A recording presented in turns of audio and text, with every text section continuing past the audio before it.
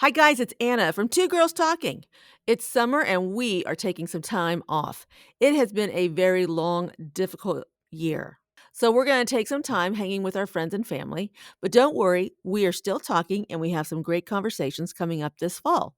We're going to be tackling some new topics, exciting topics, and some hard topics too. But we cannot wait to share our conversations with you. So we've chosen some of our favorite podcasts, and we're going to ask you to listen to them again. And if you missed them the first go around, be sure to catch them this time. We'll talk to you guys again in September. Two Girls Talking. You know what that means. It's time to talk. What's going on in the world? How about your business? How about your life? Let's talk it out. Two Girls Talking. Hi, everybody. It's Anna.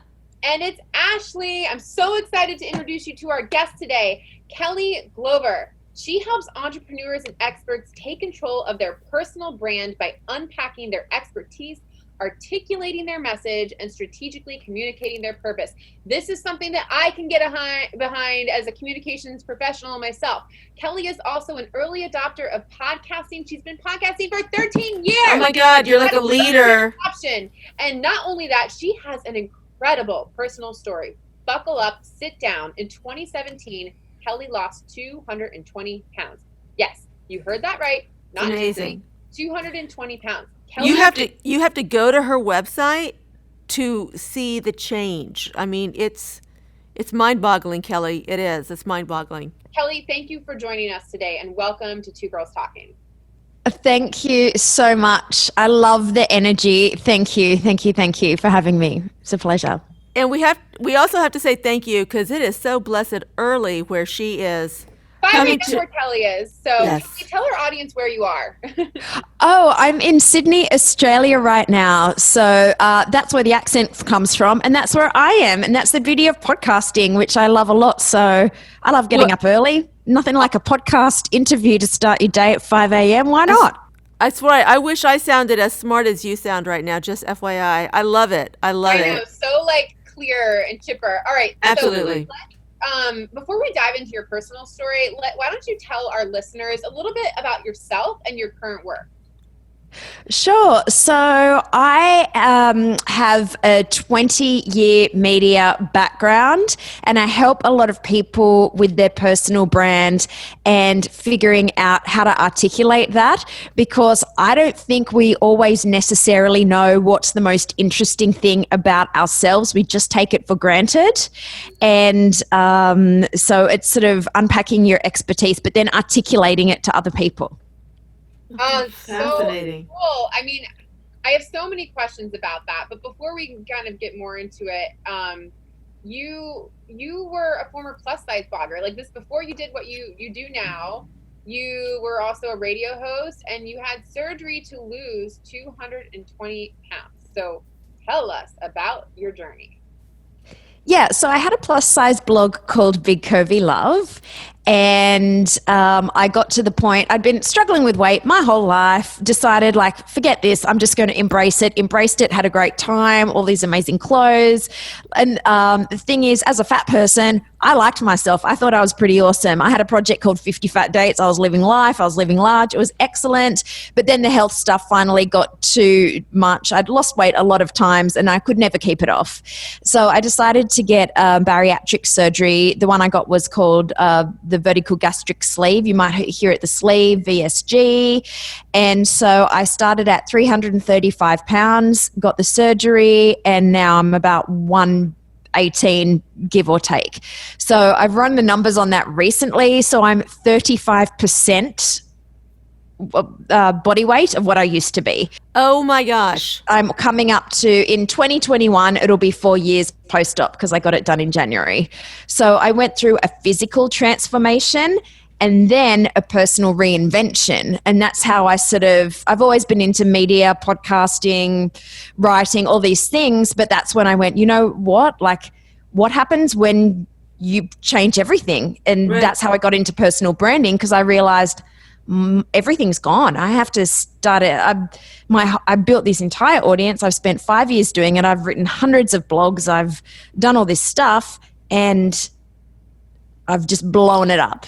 So even though I've changed my life for the better, but what happens then? You have to change your whole personal brand and you have to reinvent yourself. Because you're no longer the big curvy, you're blogger, Right. no longer a plus size blogger. And I've lost my audience. So I compare it to, it's like being a vegan and then opening up a steakhouse. Nobody is going to follow you, and you just have to, you've just done a complete 180. How did So- your audience respond? Yeah, that's what I was going to ask you. Yeah, what, like, when that happened and they saw your transformation, what was their response like? Well, I spent 2 years mentally preparing and doing all my research for the weight loss surgery because it is a big thing.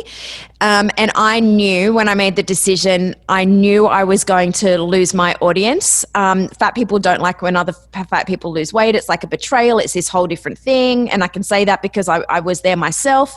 So I knew it was going to be a breakup, and I didn't want to be, I'm losing weight, you should have to lose weight, because I don't think that. Like, it's whatever. It was just my personal decision. Right. So, you know what? I didn't know what to do, and I just ghosted because I didn't know what to do. I didn't know what was going to happen, and I didn't want to put myself out there, and then because I knew what the backlash was going to be, so I didn't ask for anything. So I sort of just, I'm not proud of it, but I just didn't know what else to do, and that's what I Right. chose to do at the Now, time.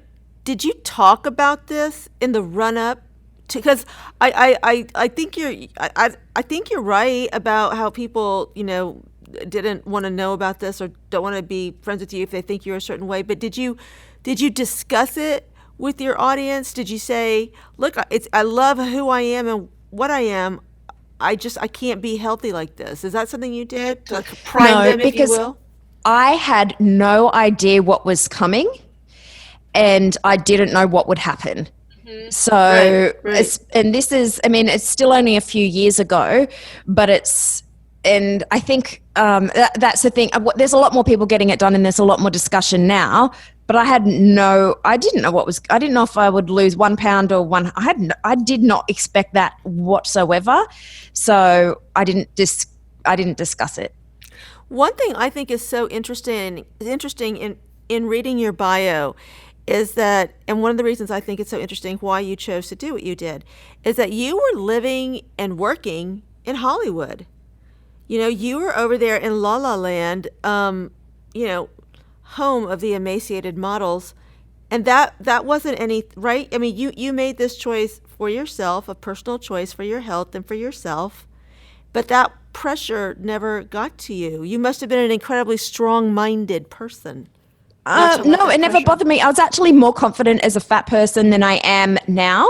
I did this whole 50 fat dates and all the dating. Haven't been on a single date since then. Wrote an article saying, I forget what the number was, say something like, I lost 160 pounds and can't get a date. That went viral. I ended up on TV. Like, everyone wanted to talk to me about that. And that's because when I went back to Hollywood, I didn't get asked on dates. Usually I used to get a lot of attention. People would turn heads, all this stuff. And then when I lost all that weight, nothing happened. And I asked a friend saying, what's going on?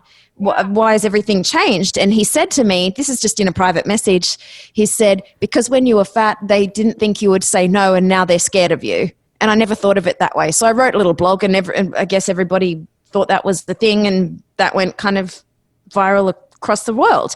But I actually lived in Hollywood, 1 block from Sunset Boulevard, and I never had a problem. I mean, Ever.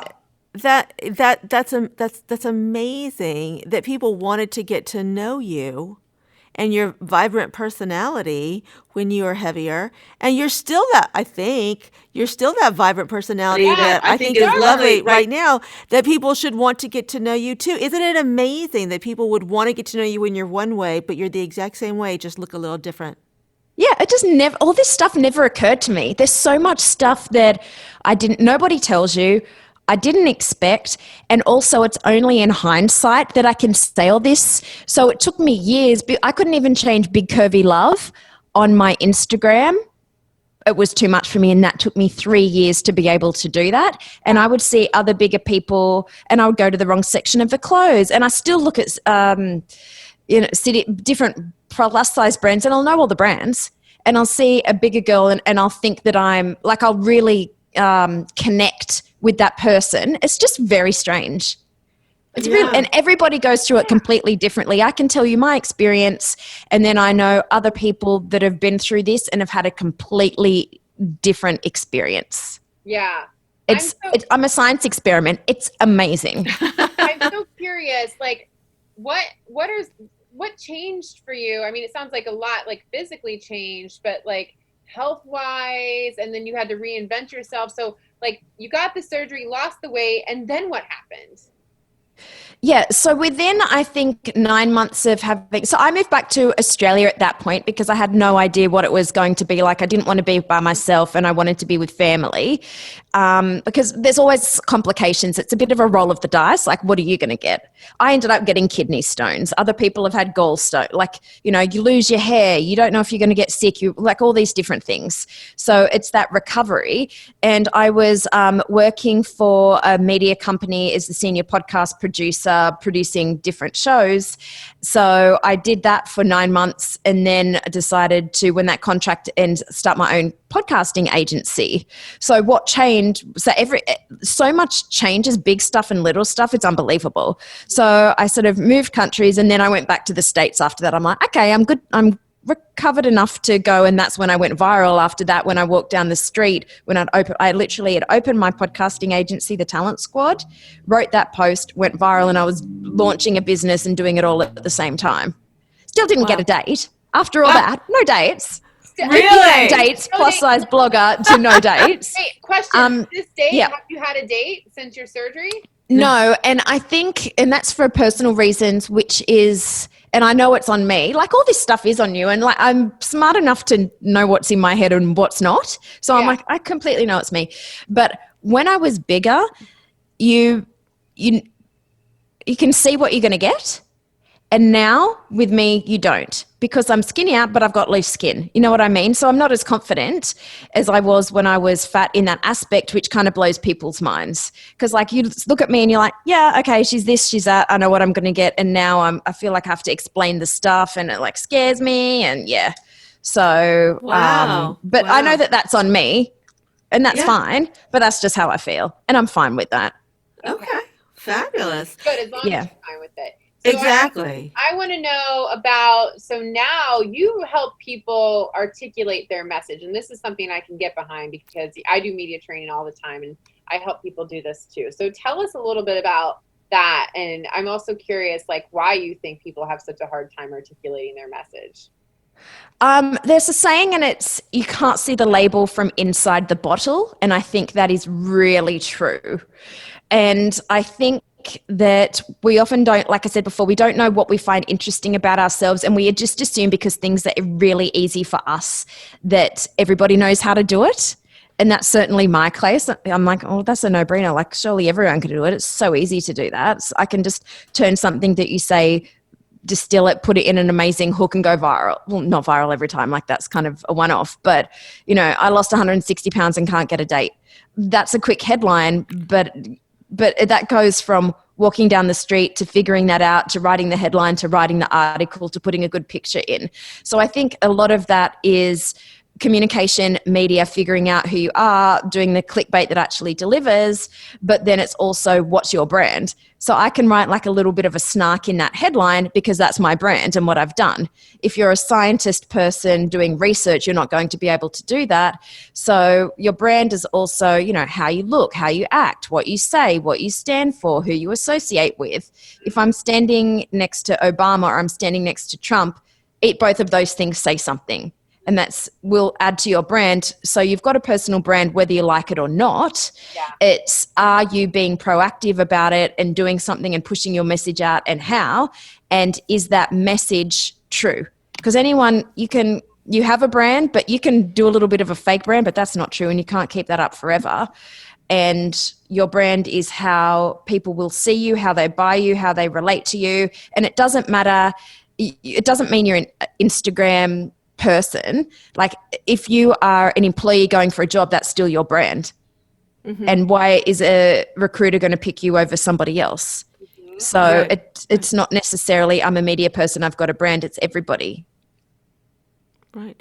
what's interesting to me is your whole evolution, not just your personal one, but your professional one. What you did from where you were going into Hollywood, and now you're finding somebody's brand or helping people find their brand, discuss their brand. And I think that's interesting because while you do have your podcast company and your podcast agency, that's fabulous, but that's something different than helping people discover who they are or brand who they are. Yeah, and it's only through my personal journey and then people coming to the Talent Squad wanting to get booked on podcasts and me asking them probing questions. And a lot of it's about asking the right questions and, extracting. I call it an expertise extractor. I'm really good at figuring out that kind of stuff. It's only dealing with people, they want to get booked on podcasts, but then I'm like, you actually don't know what your message is. You don't know who you're talking to. You don't know who the audience is, and you don't have your topics and talking points and really your positioning, how you're different from everybody else or your platform ready. So they're like, I want to get booked on podcasts, but you don't have your personal brand and all the other elements in order. You kind of need to get that first, because it's a bit like having a shop front, but then you go inside and there's nothing for people to buy. Yeah. You can have that nice window, but if you walk inside and there's nothing on the shelves and you've got no pricing and you've got a vegan, like we were saying before, a vegan whatever next to a steak, then that's really confusing for people. Right. So I think that people would come in, I want to get booked on podcasts, step 10, but we really need to go down to step 1, which is, who are you? What do you stand for? Who are you talking to? What are you saying? And what do you want people to do at the end? Right. Yeah. That's interesting, guys. I feel like so many people have a hard time doing that. But so what tips? I do. I have a hard time doing it. Yeah. It's so hard. I give out the advice, but even for my own self, it's sometimes hard. Oh yeah, definitely. So Definitely. what can you offer to our listeners? And a lot of them are, business owners. I would say majority women business owners. What tips can you offer our listeners on how to get started to articulate their own messages? So, you know what? A notebook and a pen, honestly. So just even asking yourself, who am I talking to, and writing that down. What do I believe? What do I stand for? What am I selling or services or what's my expertise? And then what you can do is go and ask other people what their perception of you is, because there's who you think you are, who you say you are, who you actually are, and how other people see you. So you could think your brand is one thing, project something else, and then other people could be perceiving you in a completely different way.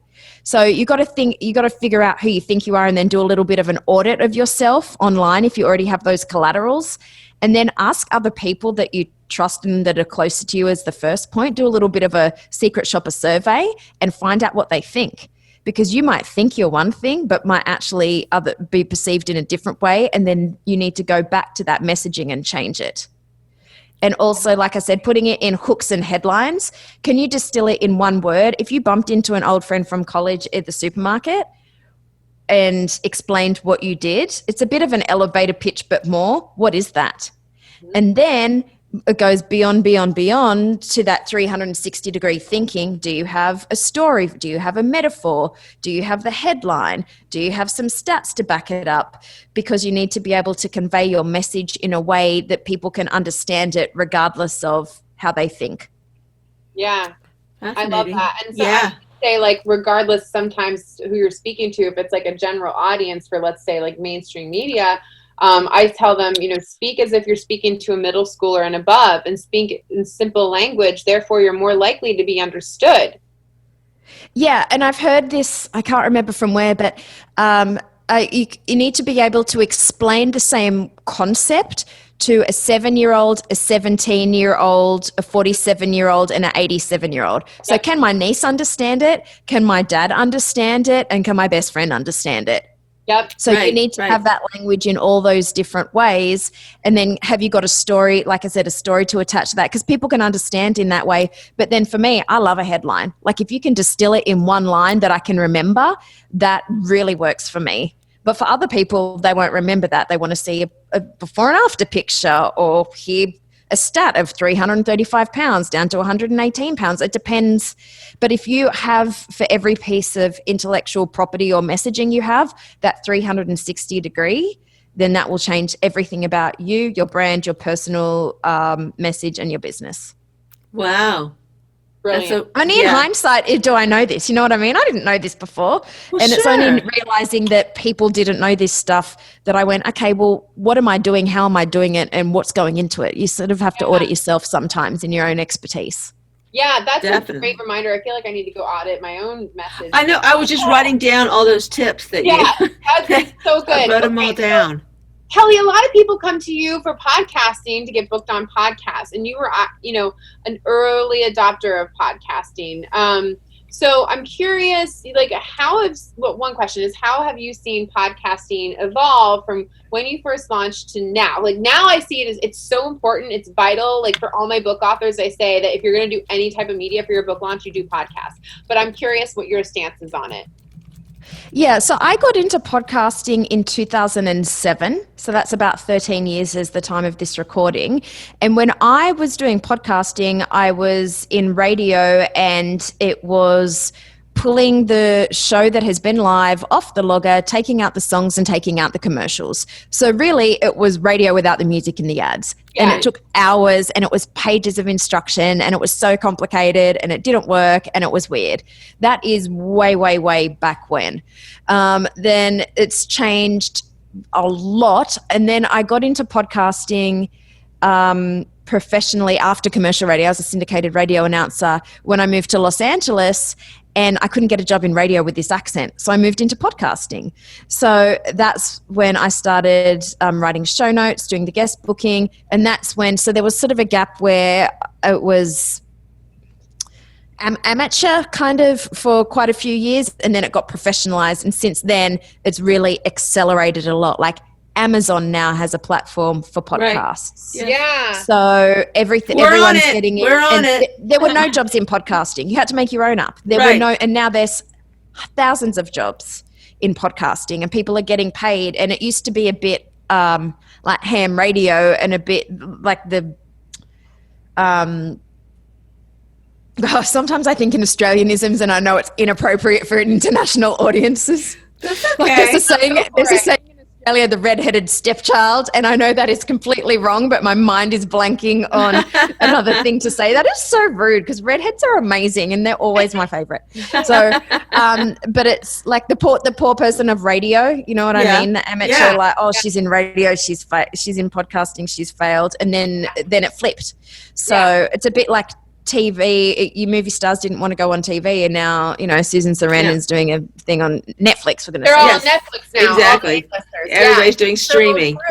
So it's changed from amateur to a guy under his blanket talking to his mates about video games to Amazon, and you'll see people in the nightly news saying, "Have you gone to our podcast?" Completely mainstream and amazing, and people making millions of dollars and hundreds of millions of dollars deal, and the new thing that everybody wants.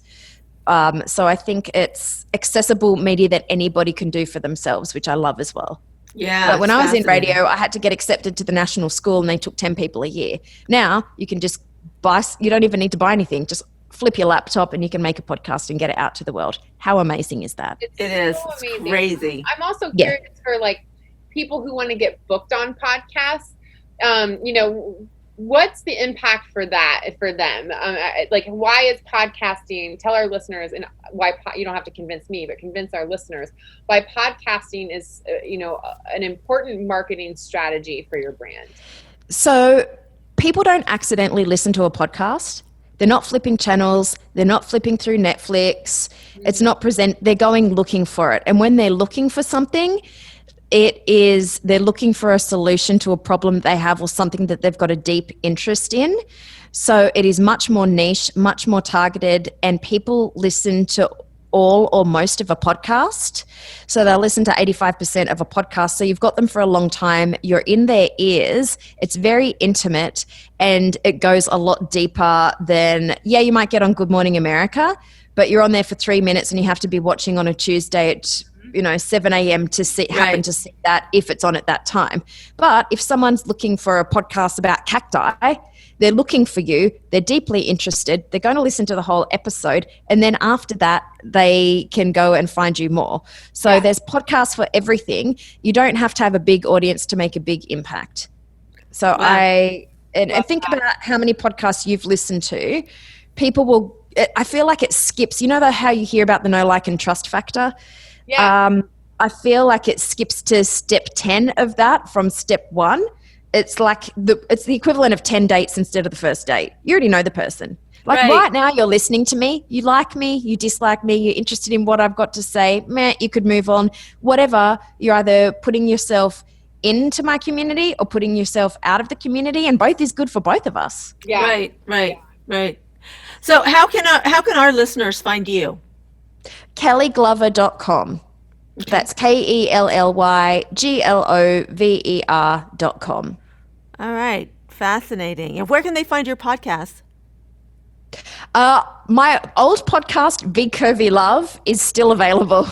Okay. I have not been able to take that down, and I haven't done a VSG podcast yet. So, yeah, if you want to hear about 50 fat dates and all the plus size stuff, I've still left it. And that's the beauty of it. Yes. That's years ago. I haven't done episodes in years, and it's still rolling along. People are finding it, and people are listening to it and getting value, and I love that.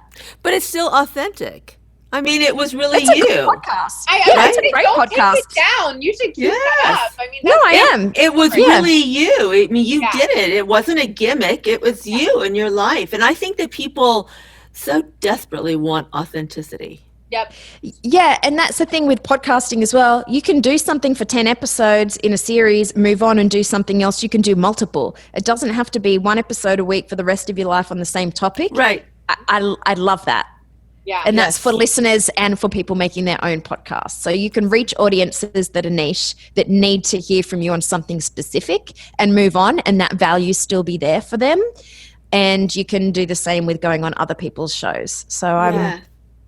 Fabulous. I live and die podcasts. Love them. And thank you for yours, ladies. Yeah. Thank Well, you. Thanks for thanks for being a guest on Two Girls Talking. It's amazing, and you've packed so much value, and what a story to share Yes. with our audience too. Oh my gosh, can't wait So to true. publish this. Yeah, thank you very much. Yeah, see the before and after at kellyglover.com. I still look at my own before and after pictures because it's still unbelievable to me. So Yeah. everyone Wow. loves a before and after. I always do. Oh, Give me for a room sure. reveal on a renovation show. Give me a before and after weight loss. I'm in. Whatever So it is. True. Oh my It gosh. is true. Thank you so much. It's been so fun to have you. And to all of our listeners, thank you again for tuning in to Two Girls Talking. I'm Ashley. And I'm Anna, and we'll listen to you again in 2 weeks. Oh, you'll listen to us. You'll listen to us in 2 weeks. 2 weeks. All right. Bye, everyone. Bye.